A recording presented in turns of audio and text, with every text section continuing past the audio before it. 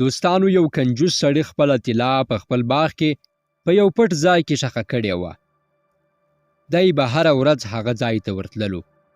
خپله خزانه به یې راایستله او یو په یو به یې شمېرله، تر څو ډاډمن شي چې هر څه یې پوره دي.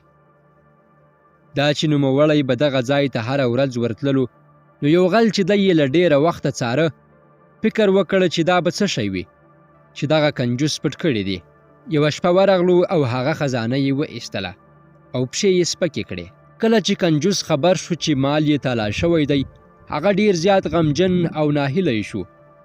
په سوران چغو وهلو او خپلو ویښتانو ایستلو یې پیل وکړ. څنګ ته تېرېدونکي یو تن ترې پوښتنه وکړه: ولې ژاړې او څه خبره ده؟ کنجوس په لوړ آواز چغه کړه: طلا مې، طلا مې چا لوټه کړه. سړي ورته وویل: ستا طلا او په دغه سوړه کې ولې دې نو دغلته ساتله؟ ولې دې خپل کور ته نه وړله؟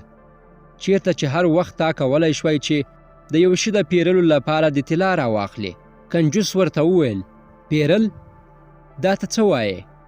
ما هیڅکله طلا ته لاس نه وروړه. ما یې د مصرفولو فکر هم نشوی کولی.